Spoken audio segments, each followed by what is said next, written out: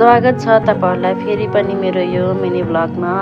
हजुर के कस्तो हुनुहुन्छ? आरामै हुनुहुन्छ? आज चाहिँ हामी सबै घर फ्यामिली मिलेर पानीपुरी खान लाग्यो। उहाँ चाहिँ मेरो ठुलोमम्मी पानीपुरी तलिरहनु भएको छ। चिन्ने हजुर सबैले चिन्नु भएको छ। अनि त्यसपछि उहाँले चाहिँ पानीपुरी तल्ने काम गर्नुभएको छ।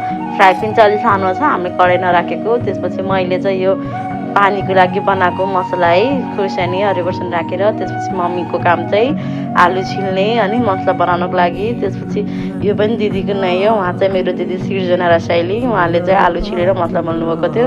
यो बनिसकेपछि भाइ अमित, आर्यन, विशेष, मम्मीहरू हामी सबै बसेर खाएको। कस्तो थियो, राम्रो लाग्यो कि हजुरलाई मेरो यो मिनी ब्लग। हाम्रो ठुलो मम्मी अनि ऊ चाहिँ मेरो एउटा सानो छोरा पनि छ त्यहाँ चाहिँ। यो भाइ मसला बनाएर दिदीलाई हाल्न चाहिँ ठिक्कै भइरहेको छ। उसले चाहिँ खानुभन्दा पनि बढी बना अरूलाई दिनु नै सब। ऊ चाहिँ छोरो अनि भाइ है, मेरो भाइ चाहिँ साह्रै रिसाएको थियो बनाइ भनेर। Thank you.